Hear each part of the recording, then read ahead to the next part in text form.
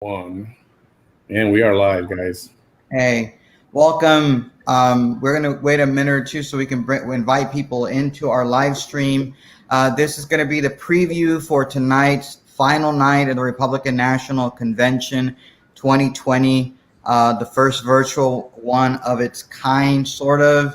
And I say sort of because unlike the Democrats, the Republicans decided Zoom meetings do not count as conventions or anything. Let me introduce to you I'm Roman Bettis. I will be your moderator. Jessica Puente Bradshaw had something come up this afternoon that she needed to take care of. So we hope to have her back when we do the recap tonight at like 10 o'clock, 10:30, whenever the president stops speaking. You can come back here to our YouTube channel or our Facebook channel. Manny is going to put down our YouTube information for those of you watching us on Facebook. Please, if you have a YouTube account or a Gmail account or Google account, please subscribe to our channel on YouTube. You can comment on either one. They will come up on our screen that we've been doing on Facebook. So please subscribe to our YouTube channel. You'll help us out a lot. Please share our feed right now and turn on your live notifications so that as soon as we come on live, you get a notification in your inbox that we're live and you can start sharing. So today we have Manny, the great Manny, our CEO, our tech guru, our website dude, everybody. Manny, take it away. Introduce yourself. Hey, Manny here. Just a regular blue collar conservative. Cares about my country. Care about people around me, my friends, family. Care about the Constitution. And to try to see what's going on in the world right now. And I think our voices need to be heard. We've been, so to speak, stepped on for too long. While the other side gets to say and do whatever the heck they want to do without any repercussions at all. And I think it's time that we stand up and voice ourselves. Otherwise, we're going to have a major problem. All right. And we also have with us again, once again, third night in a row. Welcome, Orlando Perez of Hidalgo County. Thank you. I am happy to be here. To me, being an immigrant, it is an important thing that we're doing. We're waking up South Texas, which is something that was dead. It was asleep. It was nothing happening. And I can see a revival. I can see energy. I can see it in the Trump train. I can see it in the blogs. I can see it in people not being afraid anymore. To me, this is a very important thing that we're doing. As little as whatever it may be we're doing, we need it. We need it. The country needs it. We need to wake up all of those that are afraid to come out of the shadows and stand for America. We need to save America. If we do not save America, we're done. I have socialist experience, and none of you guys want to live there or go there. We do not want to. And we also have Josh Peltier on his phone with his Texas Rangers cap. Josh Peltier from Cameron County Conservatives Facebook page. Josh, introduce yourself, please. Good evening, everyone. My name is Josh Peltier. I currently reside in Harlingen, like Roman said. I'm one of the co-leaders of Cameron County Conservatives. If you're looking to get involved in the community, getting the conservative message out there, please request to join our Facebook page. We'd be more than love to have you. Just a little bit about my background. I've worked in campaigns, political campaigns all across the state, ranging from city council campaigns to statewide campaigns and congressional campaigns. So if you're somebody that is a conservative looking to possibly run for office, also feel free to get in touch with me. I would love to talk to you. All right. Well, I guess the first thing I want to talk about tonight for tonight's debate, or not, sorry, the forum, the Republican National Convention, is the hurricane. Hey, Norman, welcome, Norman. Great job, you guys. Great job, Norman. Norman is the constable candidate for Precinct 1 on the Republican nominee. He, in the Republican primary, did an awesome job of defeating an incumbent, a two-term incumbent, the only Republican office holder in Cameron County, all of Cameron County. He defeated him in the primary, and he's the nominee. He's doing a great job uniting Republicans and conservatives in Precinct 1, the Precinct 1 constable precinct. And so welcome, Norman. Keep us, share our feed, please, Norman. We want to get as many people involved. And hopefully at some point, Norman, we'll get you on the show next week, hopefully, so we can talk about your race and about you. The first thing I want to talk about, the first thing is the hurricane. Do you think, where are your, Josh, I know that you have friends up in East Texas. I'm curious what your take is on the Hurricane Laura, and how that might affect tonight's Republican National Convention. I don't think it's going to affect the convention too much. I think by the time the storm gets over to that part of the country, it'll be decimated. It won't be as strong. As far as from what I've heard from my family and friends in the Houston area of Texas, they really didn't get much from the storm. Most of it was more towards the eastern side of the Sabine River, which is the border between Texas and Louisiana. So it looks like Texas did get some of the storm, but we didn't get the brunt of the storm. Unfortunately, Louisiana took most of it. So I think it's going to also provide an opportunity for the president to address it and show the leadership that he's shown the last 4 years. So I think it'll be a big moment for him on the national stage. Yeah. And we're not, this isn't for political reasons. We don't want the mainstream media and the progressive left or the Antifa people to think that the president's going to use this to his advantage. But he is the commander in chief. He is in charge of the executive branch of the federal government, which includes FEMA. And so he needs to show leadership. And what I fully expect him to mention it tonight. I don't expect it to be completely political. And he needs to talk about it. This isn't the first time the Republican National Convention has had a hurricane in the middle of it. We had it in 2008, we had it in 2012, and now 2020. Orlando, what are your thoughts? I know you're from originally from Cuba and lived, I believe, in Florida as well. You've lived through hurricanes and whatnot. What are your thoughts on the hurricane today in Louisiana? And it went through as I believe a hurricane, even all the way up to Arkansas. It was still maintaining a hurricane. What are your thoughts? Last I heard a few hours ago, it was already a tropical depression. Yeah. So it means that it went in quick, it went in hard, and it's already died to no more hurricane, to just a depression. So there'll just be some rain and some outages. I believe that today the president will talk about his message. We'll talk about what he is going to do with America. And he will also mention that he is given permission, that FEMA's on the roll, that they're going there, and he is letting the people know, because this is just like the president going live today and saying, folks, those of you affected by the hurricane, I'm going to be on it and I'm going to send you the help that you need.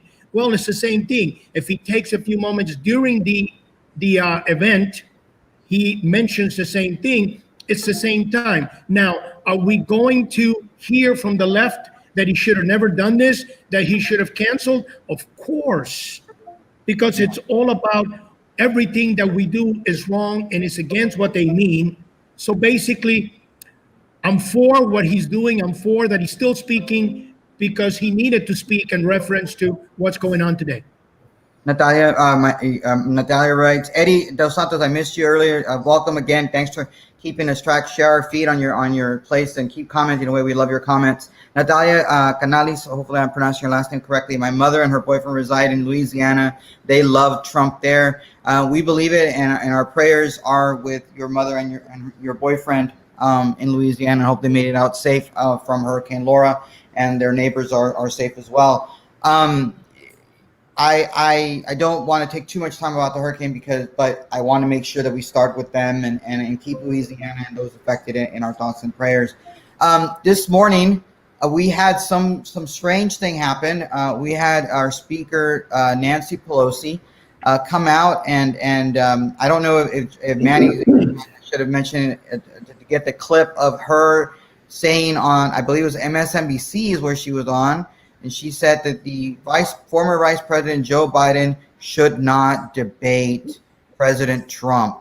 And I want to talk about this because, not even 3 weeks ago, we had Brian Stelter from CNN, fake news CNN, as the president likes to call it, said that no, this is some right-wing conspiracy theory, that no sane person on the left wants to cancel debates. What are your thoughts on fake news media being wrong again, and also the fact that our speaker Nancy Pelosi does not want the president to debate, the former Vice President Biden to debate President Donald she's going to spin this any way possible to make it look like it's a Trump. It's like, don't debate Trump. It's like it's his debate. It's not his debate, and she's going to spin it anyway to make it like, oh, why would you talk to Trump?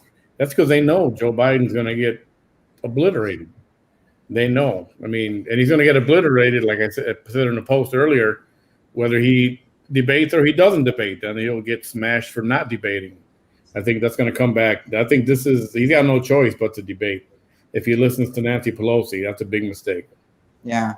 Orlando, your thoughts on this debate and what Nancy Pelosi, and Manny, if you can cue up that particular video of her saying it, I'd love to have it. Yeah, I'd love to have a video of Nancy Pelosi on our show. It'd be great.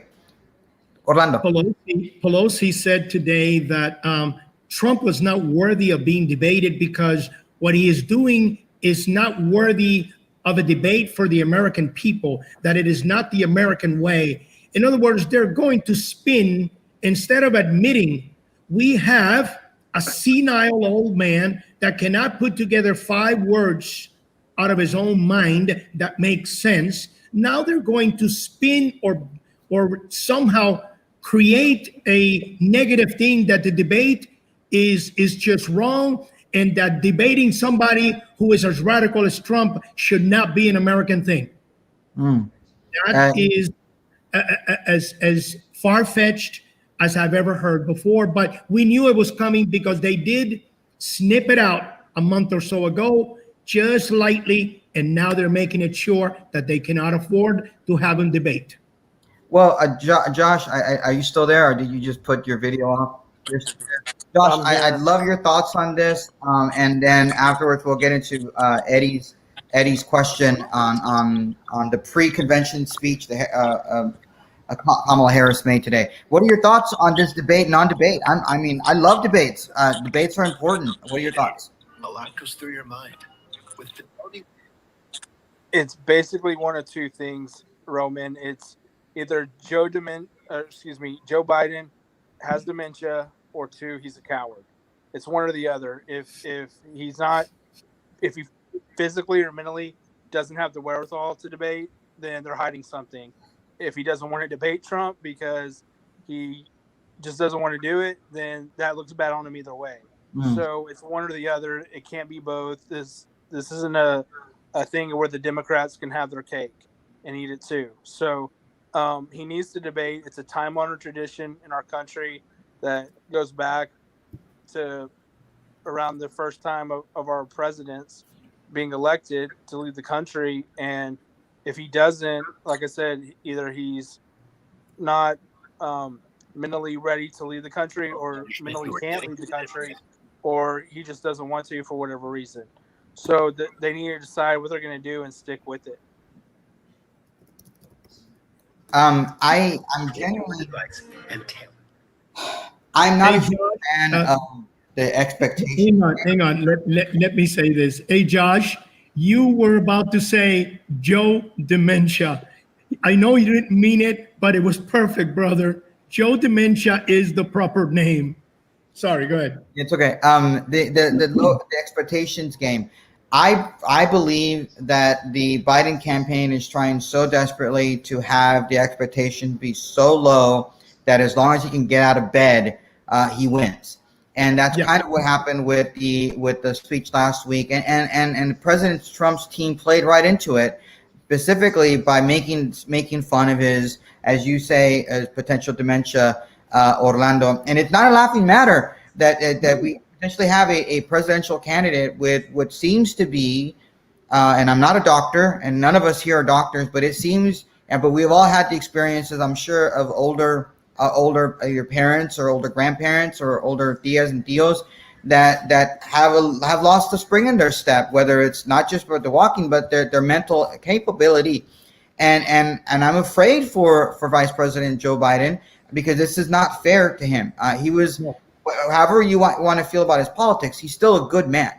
He's still a good American, regardless of how we feel about his politics. And what's happening to him is really sick, in many respects. So I think we got the queued up speech from her today about not debating. I hope this is the right clip, Manny. I myself, just don't tell anybody I told you this, especially don't tell Joe Biden.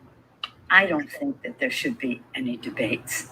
I do not think that the President of the United States has comported himself in a way that anybody should, and has any association with truth, evidence, data, and facts. I wouldn't legitimize a conversation with him, nor a debate in terms of the presidency of the United States. Now, I know that the Biden campaign thinks in a different way about this, but I thought what he did in the 2016 was disgraceful, stalking Hillary Clinton like that. I was disappointed that the press didn't say, go back to your station. You're not here. You don't own this stage. You have your own podium. She has hers. So I think that he'll probably act in a way that is beneath the dignity of the presidency. He does that every day. But I think he will also belittle what the debates are supposed to be about. And they're not to be about the skullduggery on the part of somebody who has no respect for the office he holds, much less the democratic process. Why else would he try to undermine the elections in the manner in which he is doing? So if Joe Biden asked you what I thought about it, I don't think that he should dignify that conversation with Donald Trump. You ask them any questions, both of them, just take their own stage for any number of conversations about any subjects. All right. Hold them accountable. What are they proposing? What is their vision? What is their knowledge? How are we going to get it done? How do they connect with the American people? All right. Let that be a conversation with the American people. Well, close that up. You know, we now have the Speaker of the House, an actual constitutional office. I think she would be second in line for the office of the presidency, behind the vice president. She's saying our president is a stalker, or was a stalker on the debate stage. What are your thoughts, Orlando? You feel like you really want to say something? Tell us. Our president was a fighter. He was a boxer. He knocked out at least 10 or more Republicans off the stage, and then he knocked out everything else and everyone else. He came in for who he is. He's a fighter. Came in to fight, and he did what he had to do. We didn't need another politician. We needed somebody to fight to stop this movement that is going to take us only to one place, and that's a socialist United States of America. To me, this excuse of no debate is the last draw, but we knew it was coming. Josh, you're a political analyst. You're a political guru. You've been involved in campaigns. You've seen poll numbers. Do you think that she has this poll tested? This idea of not having it, because she's not dumb. Nancy Pelosi is a very, very smart, tactical woman. She wouldn't be in this office if she wasn't.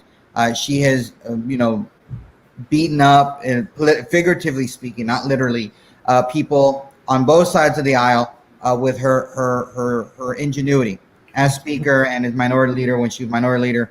Do you think that she's poll tested this thing and she knows that no debates is what the people want? Or do you think that she just did this out of a whim? What are your thoughts, Josh? I think they're just desperate at this point. I think I saw what's the word I'm looking for? I saw an article today that had that was talking about a gentleman who has accurately predicted the last 24 of 26 election cycles, I think. And he has Trump winning in a landslide more than he did in 2016. So I think they're seeing the writing on the wall, especially now the fact that you have Democratic leaders coming out and telling them to stop the protests. I mean riots, because now they're calling them riots. They're not protests anymore; they're riots. Yeah. Because I think that they're seeing the swing that's going towards Trump's way because of how good the RNC has been, and not only that, people are fed up with what they're having to deal with COVID, and they're tired of. They're afraid of possibly going back to the Obama years, or what's even going to be worse than that. So I just think at large they're desperate, and they're trying to use whatever method they can to try to save what they can, not only outside of the party but in the party, because I think Nancy Pelosi is slowly coming to her end of leadership. Yeah. Well, Manny, I'm curious what your thoughts. I know you've been doing our tech stuff. You're hearing the keystrokes. That's Manny working it, doing different things for us to make sure that this feed doesn't mess up. And like the qual stuff, that is his job. But I still want to know what his thoughts, and then we'll go into Eddie's question from earlier, and even this one. Manny? Yeah, 100%. I think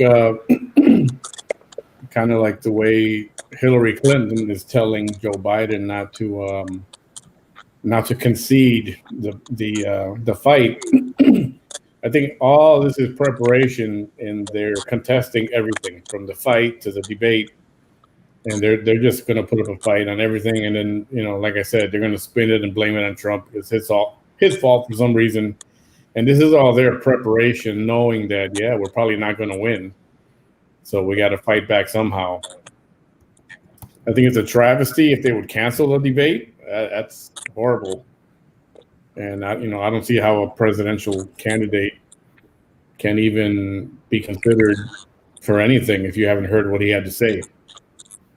Yeah, I mean, earlier we had Eddie asked the question: what are the panel's thoughts on Harris giving a pre-convention speech today, but Joe remained in his basement? What are your thoughts, guys? Did anybody even catch Kamala Harris's speech today? Anybody? You didn't? No, I'm sorry. Listening to Harris, to me, is like if Obama's going to speak, I change the channel. I'll go to the restroom. I'll find something to do. I'll go wash dishes.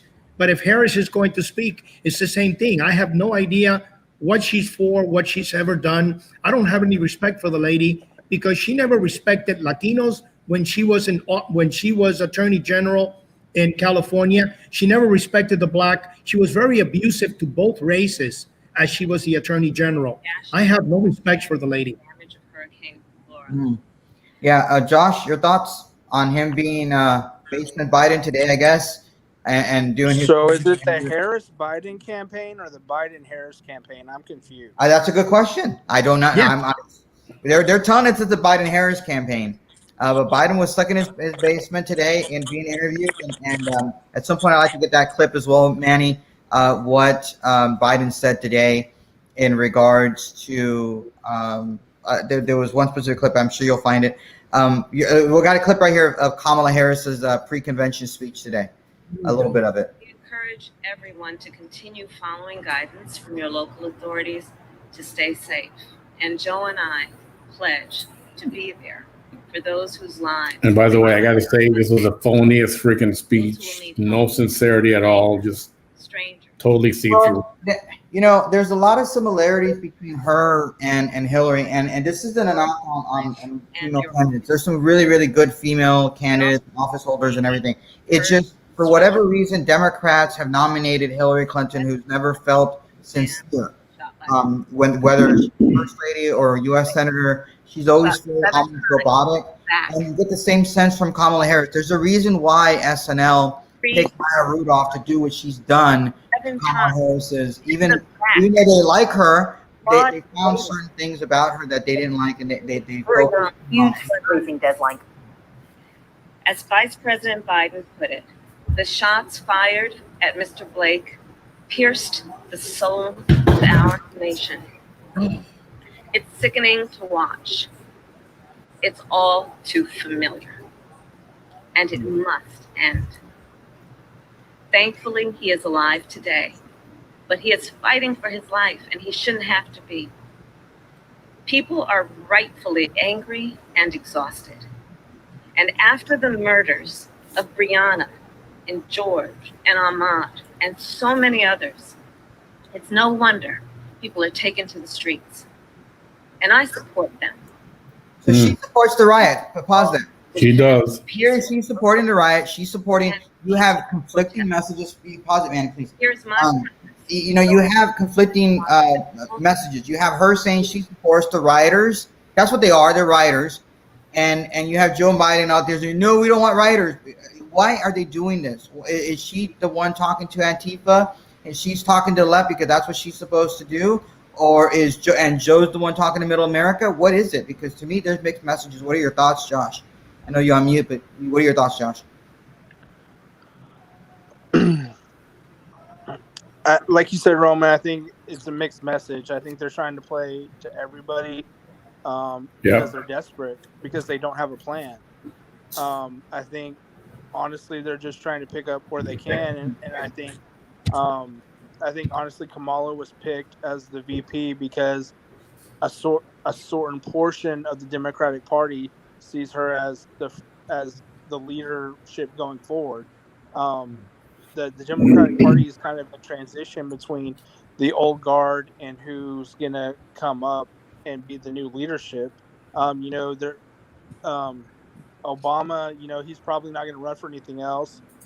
He already ran for the top office in the land, and he had his 2 terms. The Clintons are getting past their years in political life. Pelosi is the speaker, but she's been very ineffective. So I think the Democratic Party is in a crossroads this election, trying to see who the next generation of leadership is going to be. And I think they kind of decided on Kamala to be the one to carry the mantle. Yeah, what's interesting is this has been an odd election year. Last week, usually when the other party is having a convention, the other side just quietly lets them have their convention, doesn't say anything.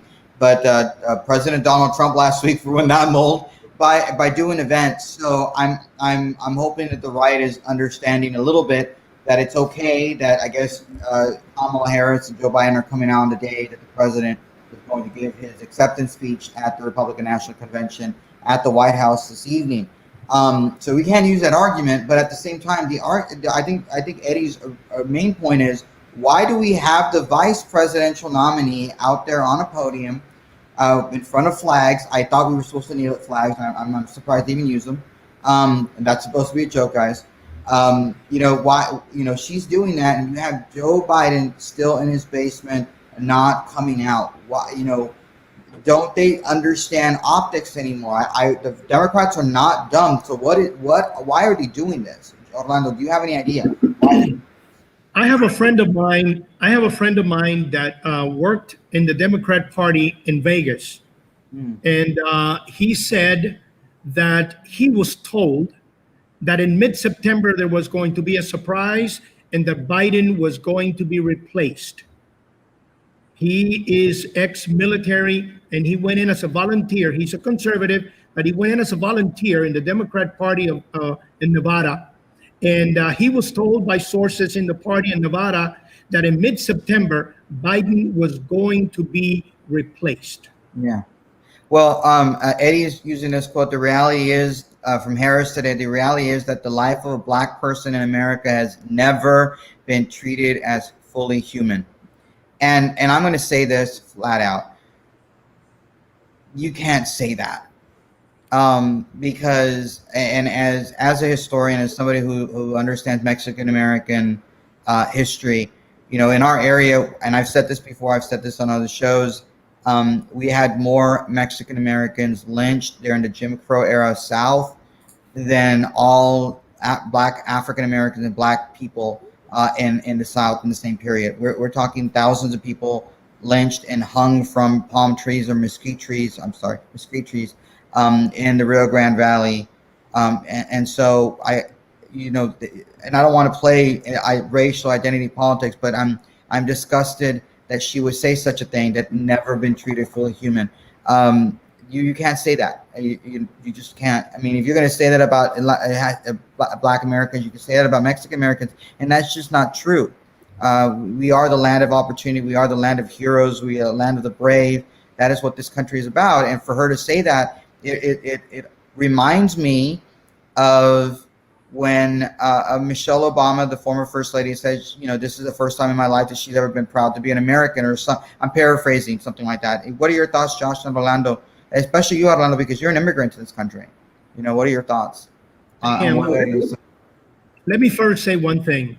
If these riots are about these people being killed, when are they going to include the 5-year-old white boy that was assassinated in his front yard into the effect of these riots of assassinations? Yeah. When are they going to do that? In reference to Biden being in the basement and Harris being the speaker out, is clear, folks. What do we hear from Biden every time he speaks?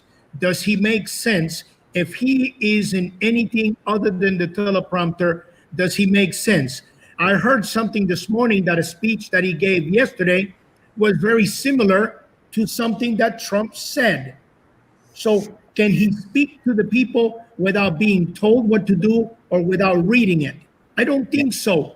Why is Harris the one speaking out? It's because they know that Biden cannot speak in public. So now let's push the agenda.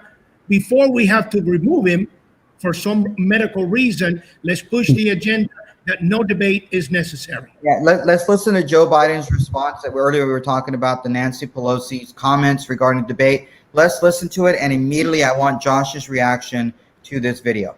Here we go. Nancy Pelosi said something today about the debates that I wanted to play for you. I myself, just don't tell anybody I told you this, especially don't tell Joe Biden. I don't think that there should be any debates. I do not think that the president of the United States has comported himself in a way that anybody should, and has any association with truth, evidence, data, and facts. What do you think about that? Would you consider not debating the president? No. I'm going to, as long as the commission continues down the straight and narrow as they have, I'm going to debate him. Now I know for certain that they're going to, I'm going to be a fact checker on the floor while I'm debating him. In fact, but look, the one thing that's gone on so far is the vast majority, with notable exceptions of the news media, have been fact checking the things they've been saying during the convention. And it's just one lie after another. Lying, one after another. But the debates are going to take place. I've been recommended to me by a number of very competent people who know their way around, including leading Republicans, that I shouldn't debate Trump unless there's a fact checker on the ground. I mean, in there in the debate saying that's true, that's not true. But look, I think everybody knows this man has a somewhat pathological tendency not to tell the truth. Hey there, I'm Chris Hayes from MSNBC. Thanks for watching. Please. Take it away, Josh. As my grandmother would say, something smells rotten in China. Somebody's not telling the truth, and it's either Nancy Pelosi or Joe Biden doesn't have the mental capacity to debate. I think we've all seen that in some of the previous news media clips. I don't know if Orlando's friend in Nevada is correct, but you know, they would talk about an October surprise. I honestly wouldn't be surprised if Biden does get replaced. How or who does that I don't know. But I wouldn't be shocked if he does, because he doesn't have the mental capacity to be able to run. So, but something's not adding up. I can't put my finger on it right now, but something's definitely not right. Yeah.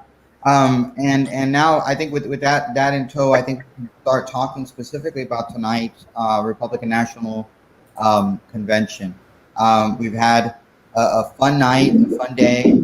This is the one night where we're going to have President Trump come out. There is Casey, Orlando, is it okay if I write what you wrote on? Yes. Yeah, Orlando writes in the private chat. Kasich is the possible replacement. Oh wow, you're talking about the former Ohio governor. That's funny. Who has become a Democrat? Oh, pretty much is what he is. Yes. In a lot of ways, I haven't brought this up, but I might as well bring it up now since you bring up Kasich. You all remember in the 2016 GOP primary, I was a Cruz supporter, very much a Cruz supporter. I felt that he would be the right person for the job. But we could never get that one-on-one between him and Trump at the time. He was candidate Trump, and it was a lot of ways because of Kasich. Kasich was hoping to get it all the way to the convention, and hopefully there was a split convention, and then people would just rally behind him, and it didn't happen. And that was his stinking game, and he had no business being in that after March. In the beginning of March, he should have dropped out, and he didn't do it. And in a lot of ways, it's because of Kasich we have President Trump. He was the nominee in a lot of ways because of Kasich doing what he did. And you never had that one-on-one between President Trump and Ted Cruz. And I still firmly believe that if Ted Cruz and Donald Trump would have debated one-on-one, I think Ted Cruz would have beat Donald Trump. And I think there's a reason why Donald Trump didn't want to debate him one-on-one, because he knows it.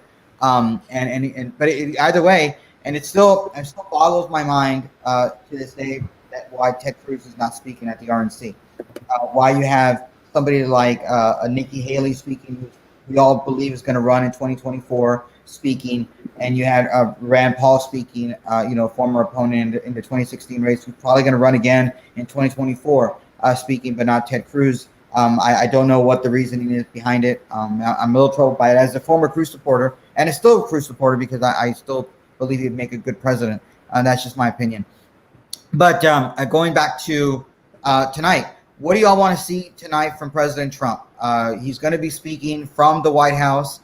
First time this is ever happening. You're going to have the left heads explode because they're going to claim that he's using the White House as a prop. I've said this before, and I'll say this again.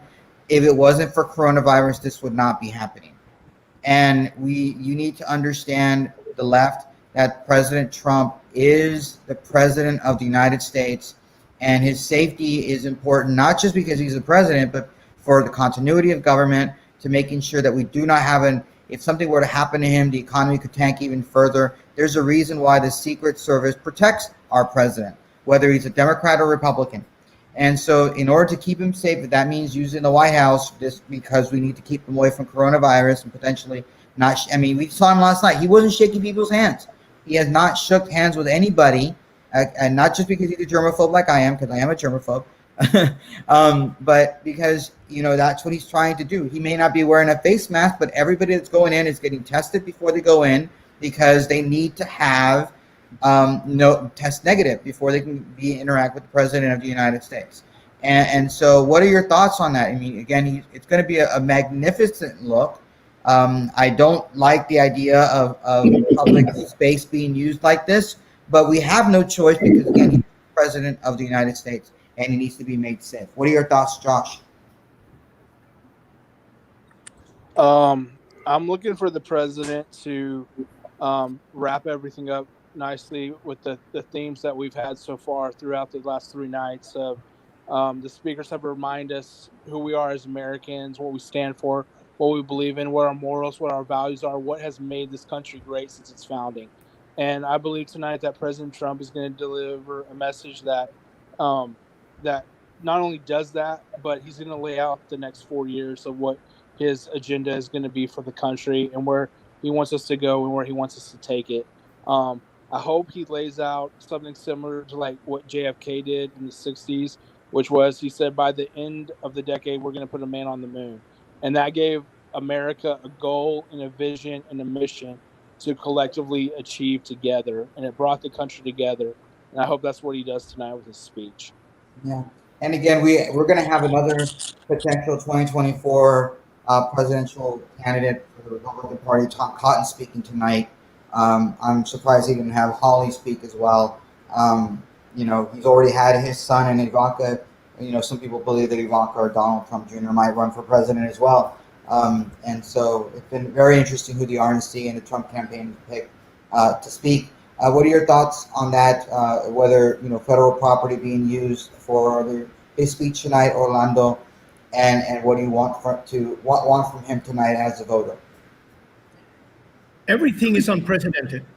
We have a pandemic, we have a hurricane, we have all kinds of things going on today, and therefore he's still going to speak. So he's going to speak to the people no matter what. He was going to speak to the people today because of the hurricane. He was going to tell people FEMA is on the ball, FEMA's on its way, we're going to take care of you, do not worry, I've spoken to the governors. So he was going to speak to the people anyway today in reference to the hurricane.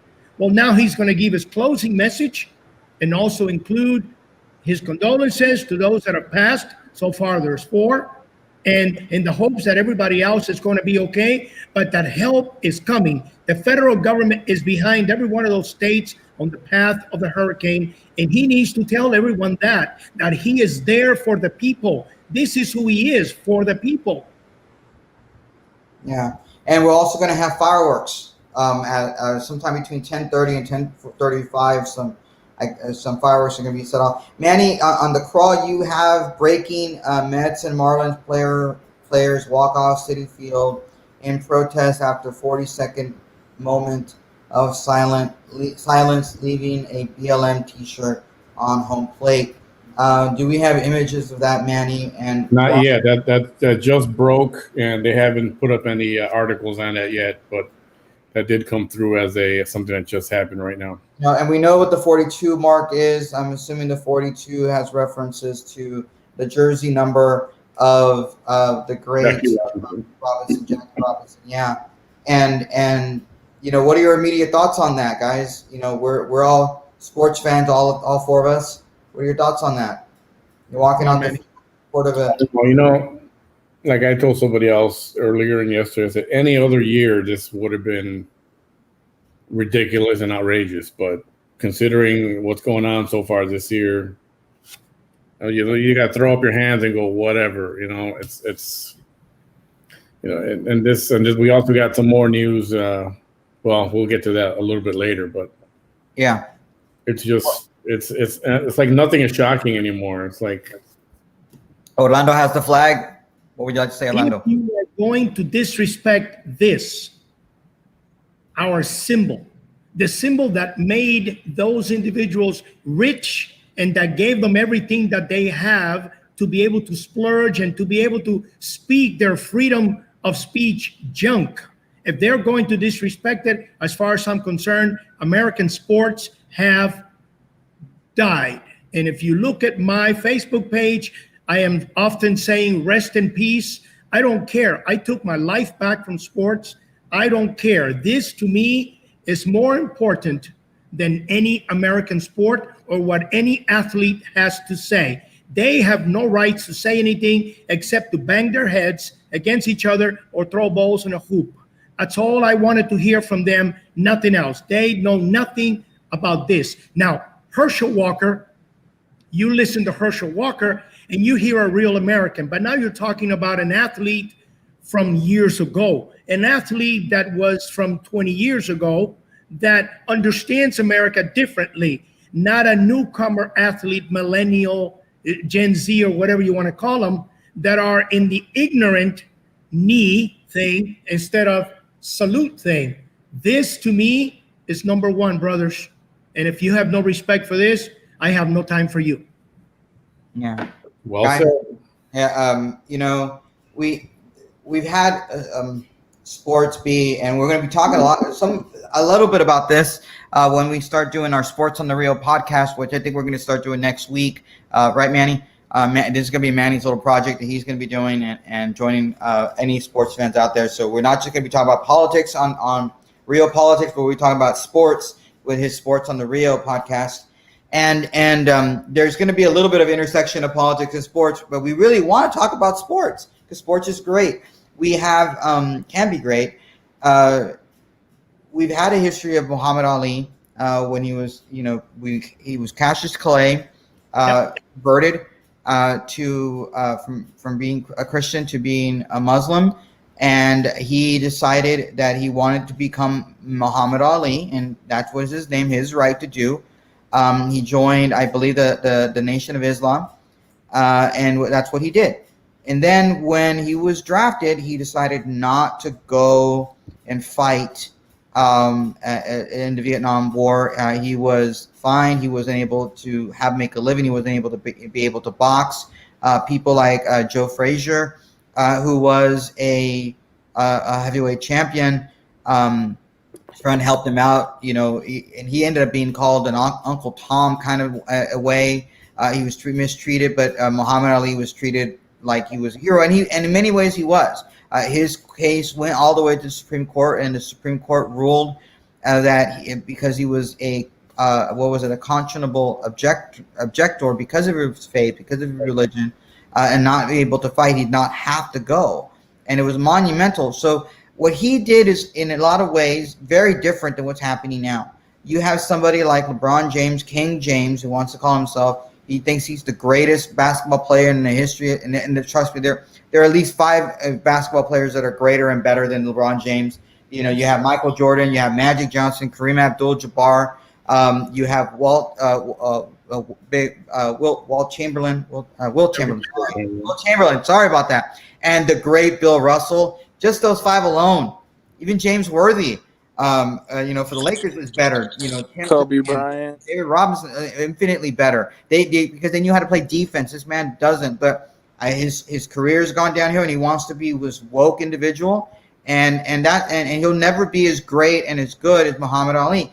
I don't believe, and because I am a historian, I just don't believe that this is at the same level. Oh, Larry Bird, there you go, Larry Bird of the great state of Indiana. Sorry, you made me lose my train of thought, Eddie. You just don't have the same thing happening now. I just don't believe that this is the same issues that Muhammad Ali was fighting for. What are your thoughts, Manny? You're the you got players back then that weren't just great, but they were respected, and people actually cared to listen to them, but they also spoke in a way that was respectful to everybody.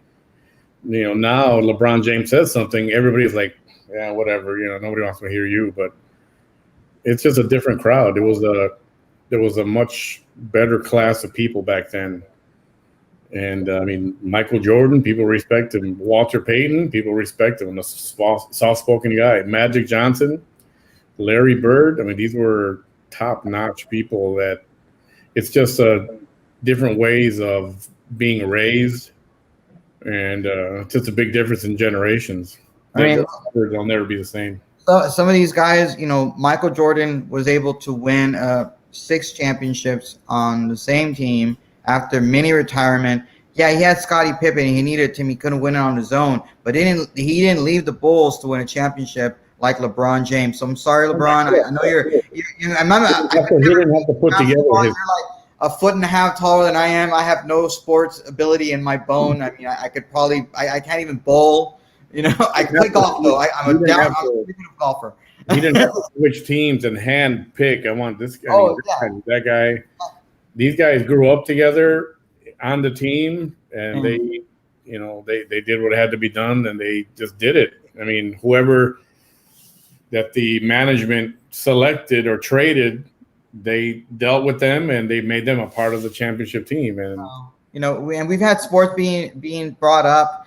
We had 2 former NFL players speak. We've also had another one, Herschel Walker, former Heisman Trophy winner Herschel Walker. We've have some sports people on the RNC. Josh, what are your thoughts on these breaking news that Manny is presenting us today? Honestly, it ticks me off. You guys were talking about the players back, I guess, when not that y'all are that much older than me, but the players of the previous generations, they were respected, they were well known. They played the game to play the game, and sports has always been like a way that the regular people or the everyday individuals would look to get a reprieve from the stresses or worries of everyday life that was going on, because we had people who would give us the news and just give us the news, or we had worries of what was going on politically, but we had politicians for that. We looked to sports to entertain us, to let us get away from our everyday worries, to relax on the weekends. That's what sports is supposed to be about. And I feel like today especially with the amount of money, like Orlando mentioned, that they are making. It's just ridiculous. I'm not saying that I don't want to hear their opinion, but do it in a way that's respectful, not only to the nation, but to the sport itself. I feel like a lot of the athletes I grew up watching, and I say this now because back when I grew up in the Dallas-Fort Worth area, and the team that I grew up watching and respecting was the Cowboys with the triplets, the original triplets of Troy, Michael, and Emmett. And those guys were respected because they actually made a name for themselves before they went back and started asking for the big bucks. And today's athletes are more like, no, just pay me my money. And a lot of them haven't done anything. And so today sports has become more about the business aspect and the money aspect than it has about the pride of the game or to do it for the love of the game. And so when I read that, it offends me as somebody who watches sports for the pureness of it. Like, I'm almost to the part where I rather just watch college sports all the time because those guys are playing for pride. Those guys are playing for the pureness of the game and the love of the game, and not because they're being paid in any way, shape, or form. Yeah. And I love the college game. I'm looking. Hopefully, the college football will go on this year. It doesn't look great when you have things. I guess Iowa State having some problems with coronavirus. You have offensive linemen from the defending national champion Louisiana State University Tigers being hurt. Okay, you're gonna give us a. Yeah, former Bear Brian Urlacher has also spoken up, but he's on a different side. This is some of what he said right there. He said Brett Favre played Monday Night Football game the day his dad died. He threw 4 touchdowns in the first half, and he was a legend for playing in the face of adversity. NBA players boycott the playoffs because a dude reaching for a knife wanted on a felony sexual assault warrant was shot by police. And, people are afraid that might keep him from the Hall of Fame just because he spoke out on this topic. He wasn't already on the Hall of Fame. I thought he was already voted in last year. Well, or they might pull him out because of that. The cancel culture, which he's not afraid of. And freedom of speech is important, and we'll be getting into that wholeheartedly. I mean that the president. One of the things that the genius of the president was when he was running for office, he picked up on this fake news thing. He's picking up this cancel culture. There's a little bit of hypocrisy there, when we're doing the whole, Goodyear thing, just a little bit. But not, but the problem with some of these leftist organizations or these corporate American now are infiltrated by leftists or people that just leave us alone. Don't tase me, bro, kind of thing. We'll say whatever you want. Just let us, do our business and make money.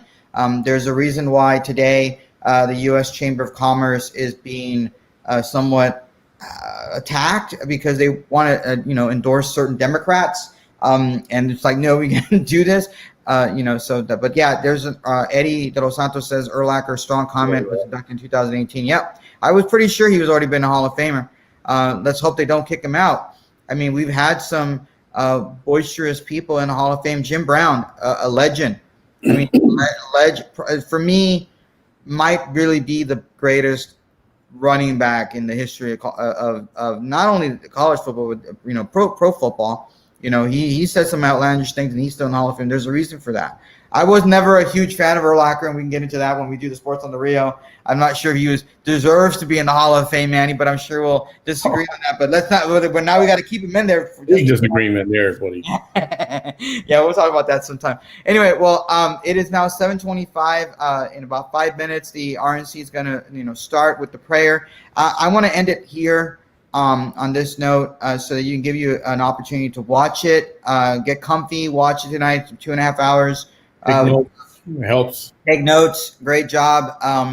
Join us, please, after the speech. We might come on a little bit early, stream at the end of the speech of President Trump's speech like we did last night, so we can get right into it.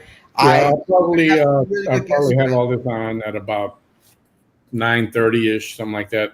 Yeah, and so what we're gonna have some pretty good guests. I believe Jessica's gonna be here. Myra from Latinos for Trump will be here. We'll have Josh Peltier from Cameron County Conservatives here. Orlando, I believe you're gonna be here tonight. We'll have Cruz Quintana from the Hidalgo County County Republican Executive Committee. We're supposed to get Adrian Pena Garza, who is the Hidalgo County Republican chairwoman, and we're gonna have some surprise guests hopefully tonight. Yeah, we do. We invited Erasmo Castro to join us tonight, potentially, to be able to talk because they call him the Trump of Brownsville. Like to get his thoughts on it. He is a candidate for BISD, and we'll have him on the show to talk about his race, but really to get him to tell us what he thinks of it. And we're going to have some good guests tonight. So please join us. Share. Make sure you turn on your live feed on Facebook, so that as soon as we come on, you can watch us on your Facebook watch, on your newsfeed. Please share the link. We're going to continue doing these kinds of stuff. It's going to be hopefully a great channel for you. And if you do have a Google account, please once again find us on YouTube. Manny will post the link down at the bottom, hopefully right now, so you can find us. Subscribe to our YouTube channel as well. We would appreciate it.